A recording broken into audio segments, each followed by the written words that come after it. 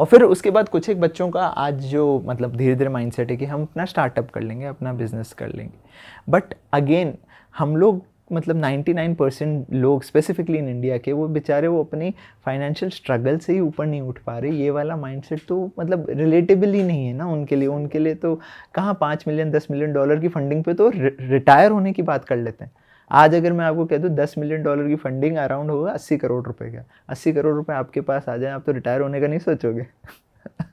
यही सोचेगा। यही सोचेगा। प्रॉपर्टी ले लेते हैं, किराया किराया अपनी आता मौज लो। रहेगा, काम खत्म। हाँ, क्या टेंशन है। फिर उसके बाद मैं काम थोड़ा वैसे है भी तगड़ी चीज ये। भाई माइंडसेट ही इतना डिफरेंट है। जहां आप रिटायर होने का सोचते हो वहां से उनका गेम शुरू होता है। तो कैसे, और वो कैसे हो पाया? क्यों? क्योंकि हम में से ज़्यादातर लोगों ने हमेशा इतना अभाव देखा है पैसे का। इतना पैसा कभी हमें दिखा ही नहीं। हमें क्या दिखा है बचपन से, मैं वही कह रहा हूँ। इसलिए बचपन से अमीर के बच्चों को हमने बचपन से खूब सारी गाड़ियों से खेला है कि गाड़ी, और इसलिए आज लड़कों को ज़्यादातर गाड़ियाँ बहुत पसंद आती है। अगर वही बचपन से वो नोट के, भले ही नकली नोट हैं, बट अगर वो नोटों के अराउंड घिरा हुआ है, इमेजिन उस बच्चे का माइंडसेट कि हाँ यार this is my life.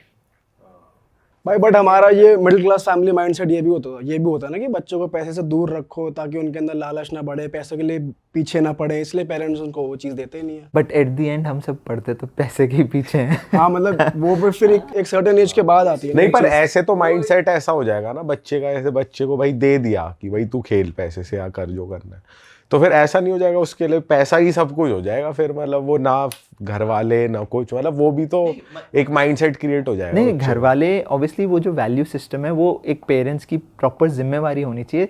The main differentiating point is love for money versus fear for money.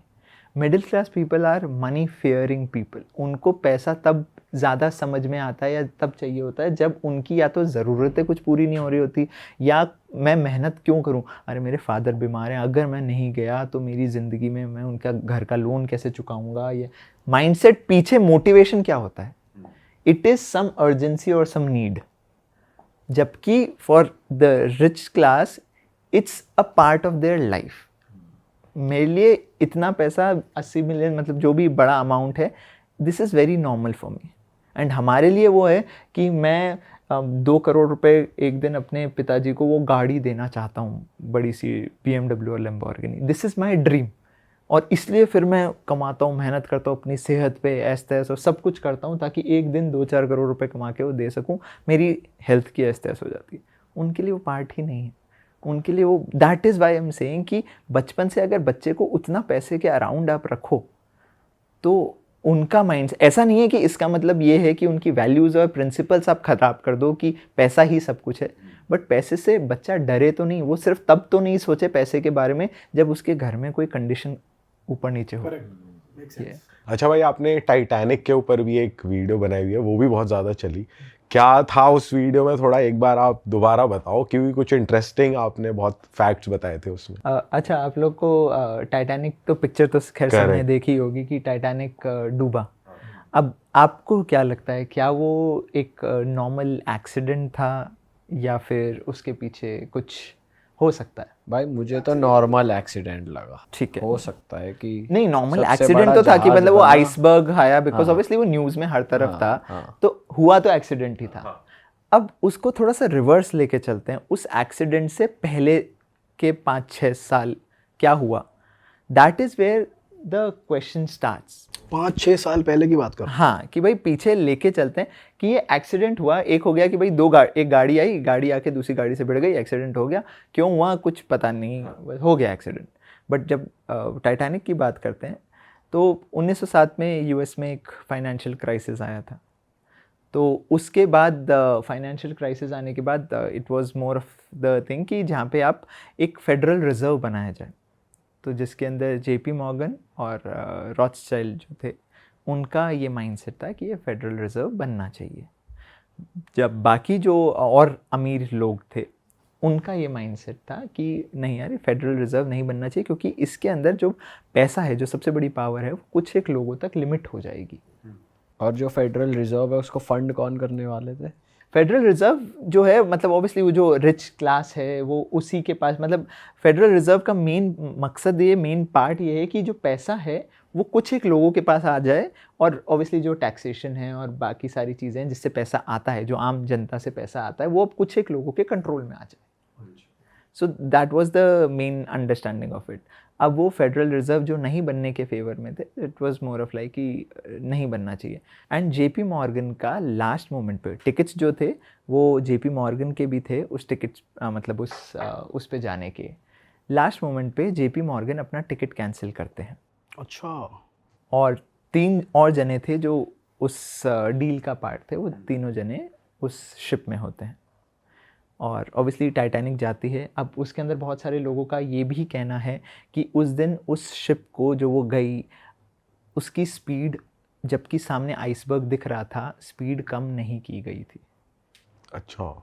आप लोगों ने टाइटैनिक मूवी में भी एक सीन ऐसा देखा होगा जिसके अंदर वो डाइवर्ट करते हैं, वो स्पीड कम भी करते हैं आई गेस. उसमें दिखाया उसमें मूवी में दिखाया कि वो डाइवर्ट करते हैं. इन रियलिटी वो बताया गया है. उसके अंदर भी आपने शिप में देखा होगा सीन में, वो कह रहे हैं कि यार स्पीड कम हो नहीं रही है, वो ट्राई कर रहे हैं लास्ट मोमेंट पे कि मतलब जब सामने आइसबर्ग दिख गया तब वो स्पीड कम कर रहे हैं, बट लास्ट मोमेंट पे तो स्पीड कम होगी नहीं.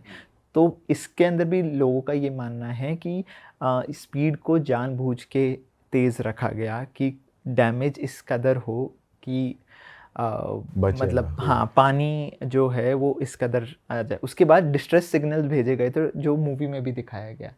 अगेन वो जो डिस्ट्रेस सिग्नल थे वो आसपास की किसी भी शिप ने उसको रिस्पॉन्ड नहीं किया. अगेन क्यों नहीं रिस्पॉन्ड किया गया.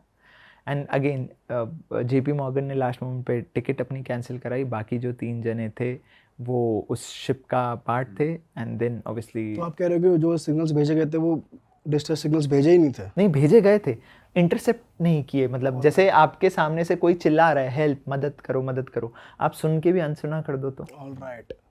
और वो जो उसमें लोग थे वो फेडरल रिजर्व के जो अगेंस्ट थे कि नहीं बनना चाहिए, वो उसमें से. अब ऐसा बोला जाता है कि ऐसे जो लोग थे वो ऐसे थे जो फेडरल रिजर्व बनने नहीं देना चाहते थे. एग्जैक्ट कहानी अगेन हिस्ट्री के पन्नों में ही है, उन लोगों के पास ही है. बट आप सिर्फ चीज़ों को अगर थोड़ा सा देखते हो और इंसिडेंट्स को लाइन अप करते हो, that is when you start to question the reality. 1912 में टाइटैनिक डूबता है जिसके अंदर वो जने जो 3 थे वो जाते हैं, दे आर डेड. 1913 में फेडरल रिजर्व बनता है. 1914 में पहला वर्ल्ड वॉर होता है. तो अक्सर हम लोगों ने यही सुना है कि भाई जो ऐसे फंड्स हैं और रिजर्व्स हैं ये बनाए जाते हैं ताकि both sides of the parties को वॉर किया जा सके और पार्टीज़ को फंड किया जा सके, ताकि सबसे ज़्यादा पैसा इस दुनिया में लड़ाई करवा के ही बनता है. किसी भी देश की लड़ाई करवा दो, डिफेंस कंपनीज. सो जिस तरीके से हमने देखा कि जो फेडरल रिजर्व बना उसके बाद फर्स्ट वर्ल्ड वॉर हुआ, तो इस तरीके से मतलब जो वॉर्स हैं वो कहीं ना कहीं जो है वो लोगों को फ़ायदा देने के लिए किसी भी तरीके से वॉर्स हमेशा करवाई गई, क्योंकि सबसे अच्छा पैसा वॉर्स में ही बनता है. तो टू कंक्लूड दिस, जो आपने देखा सिर्फ वो रियलिटी नहीं थी. आज हमने देखा, और अगर आप थोड़ा सा इसके बारे में रिसर्च करेंगे आपको पता चलेगा कि इसके जो इंसिडेंट्स थे ये सच में हुए थे. विच मीन्स जो आपने देखा वो पार्शियल रियलिटी थी. आज जैसे हम वो देखते हैं कि भाई पिंक जो है लड़कियों का कलर है, ब्लू लड़कों का कलर है. करेक्ट. आप इसे पास्ट में लेके जाइए, विक्टोरियन एरा में लेके जाइए, वहाँ पे पिंक जो है वो लड़कों का कलर था, लड़के पिंक पहनते थे. अच्छा. और लड़कियाँ ब्लू पहनती थी. Then over the years it changed. तो जो आज हम देखते हैं एवरीथिंग दैट वी सी, उसका ओरिजिन कुछ और रहा है और आज वो कुछ और है. अब अगर आप ओरिजिन पे जाके देखेंगे तब आपको समझ में आएगा कि ये जो पिंक ब्लू का डिफ्रेंसिएशन है ये सिर्फ हमारे माइंडसेट ने और जो सोसाइटी है उसने बना रखा है. उससे हमारे माइंड को किस तरीके से कमज़ोर किया जाता है. एक आई गेस एक रशियन रिसर्चर थे व्लादिमीर लेनिन करके, उनका एक कोट है कि if you want to destroy a nation, destroy the mindset of its youth. आज जैसे हम सब देख ही रहे हैं कि क्या क्या हमारी पावर्स थी। जैसे आज से 20 साल 30 साल पहले आज अब बात करें, डिवोर्स नाम आई डोंट थिंक हम में से किसी ने सुना होगा। आप 90s एरा के ही हैं, होता ही नहीं था, कोई बाय चांस हज़ारों में। आज हमने डिवोर्स को नॉर्मलाइज कर दिया। Second marriage, third marriage, fourth marriage तक तो मतलब ये तो बातें ही नहीं थी। आज हमने उसे वो कर दिया। 2020 के बाद आज हम सब देख रहे हैं कि time is moving so fast. तो सब कोइंसिडेंस ही है क्या? और वो यही चाहते हैं जो टॉप ऑफ द टेबल बैठे हैं। हम तो सबसे नीचे बैठे हैं भाई, लोअर क्लास, फिर मिडिल क्लास, फिर एक होती है वो क्लास जो इस दुनिया को चलाती है और आपको बोलती है कि भाई भगवान सब कुछ है या ये सब कुछ है, आप ये मानो। आप इन सब में धर्म की लड़ाइयाँ इस दुनिया में सबसे बड़ी लड़ाइयाँ हुई है, तेरा धर्म बड़ा मेरा धर्म बड़ा, जबकि उन सब में मरती क्या है? इंसानियत। तो इस हायरार्की में जो टॉप पे बैठे हुए हैं, आप उसमें क्या बिलीव करते हो? मतलब who is on the top, जो लोगों ने इंटरनेट पे सुना है और देखा है? मतलब वो ये कि जो ज़्यादा उनके बारे में बोलता है फिर वो भी ख़त्म हो जाता है, वो भी चल बसता है। ये स्क्विड गेम चला रहे हैं अपना अलग तरीके का।